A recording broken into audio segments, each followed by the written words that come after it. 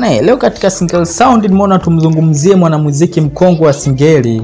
Yaani unavozungumzia Singeli, waanzilishi na waasisi wa Singeli, huwezi kushindwa kumtaja huyu bwana. Wanamuita Manifongo, almaarufu kama rais wa Singeli. Amani Hamisi Kibwagile anayefahamika kwa jina la kisanii Manifongo ni msanii wa muziki wa Singeli, mwandishi wa nyimbo na mnenguaji kutoka Tanzania.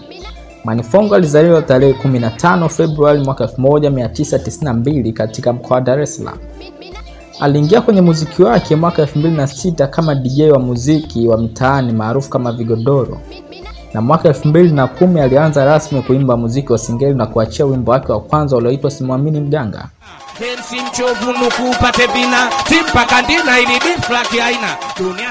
Baadaye alifuatiwa na wimbo mwingine ulioitwa Police Babylon. Police Babyloni, tunapigwa gani? Tunapakaziwa majambazi mtafani. Mwaka 2016 ulikuwa mwaka mafanikio kwa Manifongo baada ya kuachia wimbo wake maarufu uliojulikana kama Hainaga Ushemeji. Nasikia hainaga ushemeji tunakulaga. Nasikia hainaga ushemeji tunakulaga. Wimbo huu ulimfanya kuwa msanii wa kwanza wa Singeli kufanikisha kuongoza chati mbalimbali za muziki na kushika nafasi ya kwanza kwenye redio na television nyingi. Manifongo pia ndiye msanii wa kwanza wa Singeli kushinda tunzo nchini Tanzania baada ya kushinda tunzo ya msanii bora chipukizi kwenye EATV East Africa Television Awards za mwaka 2016. Kwa sasa anashikilia rekodi ya kuwa msanii wa kwanza kuingiza muziki wa Singeli kwenye mainstream na kuwa msanii wa Singeli aliyelipwa fedha nyingi zaidi kwa onyesho moja.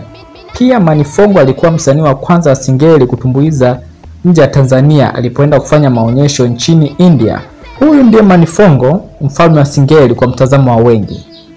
Wewe unasemaje? Tuandikie comment yako hapo chini, usisahau kulike, kusubscribe na kuwasha kengele notification kwa vipindi vingine.